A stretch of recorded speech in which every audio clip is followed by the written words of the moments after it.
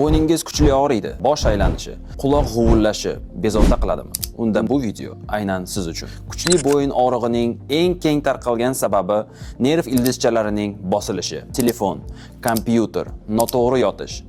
Hammasi umurtqa orasidagi diskni siqadi. Natijada bo'yin qotadi, bosh og'riydi, qo'llarda og'riq o'tadi.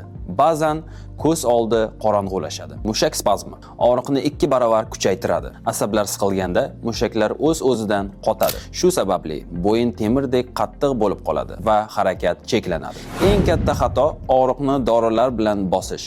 Dori faqat og'riqni yashiradi, asab esa siqilgan holda qoladi. Bu davom etsa, bosh aylanish, qo'llarda uvishish, hatto insult xavfi ortishi mumkin. To'g'ri birinchi yordam. Telefonni pastdan emas, ko'z darajasida tuting. Bo'yin orqasiga iliq kompress, yengil massaj.